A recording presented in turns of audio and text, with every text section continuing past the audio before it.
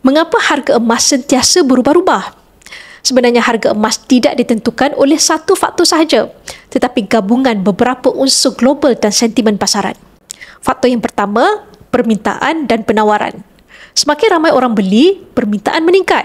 Harga emas juga turut meningkat. Sebaliknya, jika ramai yang menjual, harga emas boleh jatuh. Faktor kedua, kadar faedah. Apabila kadar faedah meningkat, pelabur cenderung menyimpan duit dalam instrumen seperti bond atau fixed deposit kerana pulangannya lebih menarik. Ini mengurangkan minat pelabur terhadap emas dan boleh menyebabkan harga emas turun. Faktor ketiga, nilai dolar Amerika Syarikat. Harga emas global didagangkan dalam US dollar.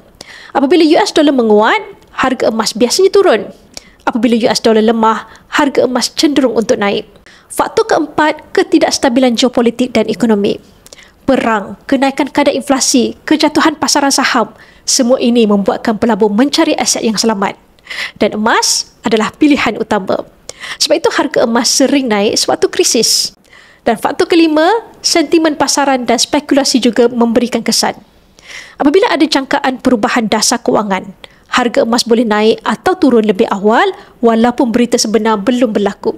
Kesimpulannya, harga emas dipengaruhi oleh banyak faktor dan pergerakannya bukan sekadar nasib tetapi cerminan keadaan dunia.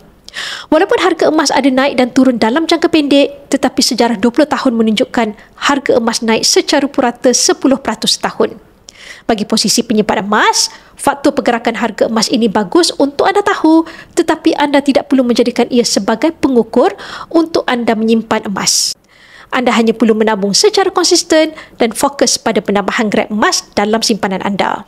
Semoga perkongsian saya bermanfaat dan boleh follow saya untuk info lanjut tentang emas.